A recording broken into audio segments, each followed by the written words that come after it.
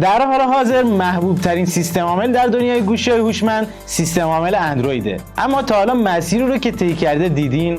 میدونین اولین ورژن اون چه ویژگی‌هایی داشته و چه مسیری رو برای رسیدن به آخرین ورژن که همون نسخه 12 هست طی کرده؟ با ما همراه باشین تا تغییراتی که سیستم عامل اندروید از ابتدا تا الان داشته رو با هم دیگه ببینیم. اولین نسخه اندروید یعنی اندروید 1 در سپتامبر سال 2008 به همراه گوشی HTC Dream به بازار عرضه شد. تو اولین نسخه برنامه یوتیوب، مپس، مرورگر اینترنتی، پیام رسان و جیمیل وجود داشت. همچنین برنامه گوگل پلی که در اون زمان اندروید مارکت نام داشت و میشد ازش برنامه‌های اندرویدی رو دانلود و آپدیت کرد، در این نسخه قابل استفاده بود. نسخه بعدی اندروید پتیت 4 بود و 2 ماه بعد از اون یکی از ورژن‌های مهم اندروید یعنی کاپکیک معرفی شد و اولین اندرویدی بود که تو اسم اصلیش نام یه شیرینی به کار رفته بود. آره، منظورمون کاپکیکه.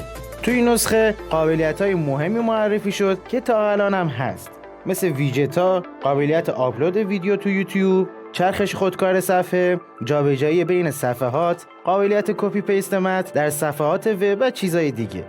در سپتامبر همون سال اندروید دونات یا همون اندروید 1.6 عرضه شد که امکان پشتیبانی از صفحه نمایش‌های با ابعاد مختلف رو فراهم کرده بود و به شرکت‌ها این اجازه رو میداد که بتونن گوشی‌هاشونو با هر اندازه‌ای تولید کنن.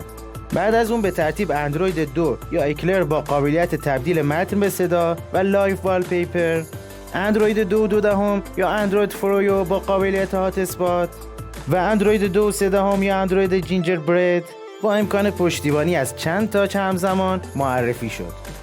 اندروید هانیکومب یا اندروید 3 اولین نسخه اندرویدی بود که فقط برای تبلت ساخته شده بود و هدفش آوردن امکانات اندرویدی برای صفحات بزرگ بود، مثل دکمه ریسنت برای دیدن برنامه‌های باز شده، کیبورد مخصوص تبلت و اضافه شدن کلیدهای فیزیکی به پایین صفحه.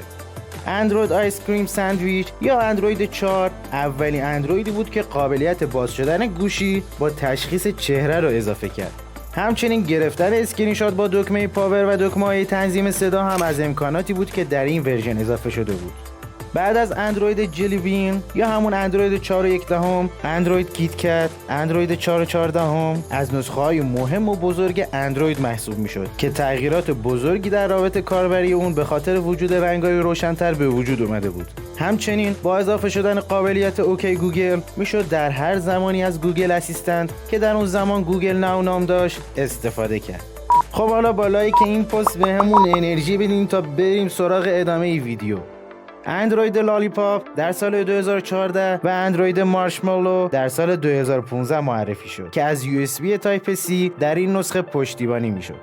بعد از اون اندروید نوگات یا اندروید 7، اندروید اوریو یا اندروید 8 و اندروید پای یا اندروید 9 به ترتیب در سالهای 2016، 2017 و 2018 معرفی شدند.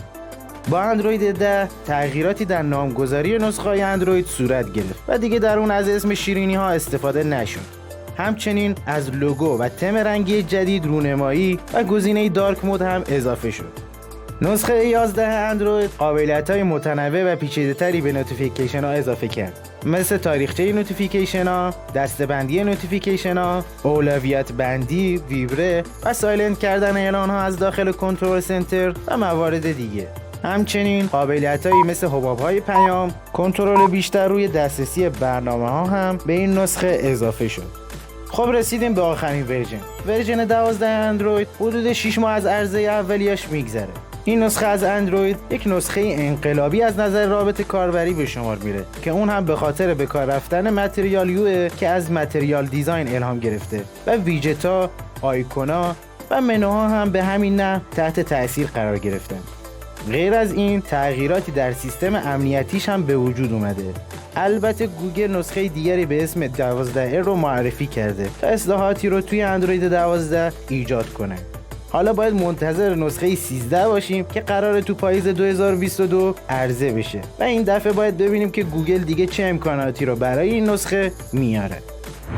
ممنون که تا آخر ویدیو همراهمون بودین. اگر دوست دارین در مورد تاریخچه iOS هم یه پست آماده کنیم، حتما تو کامنت ها بهمون بگین. خوش باشین.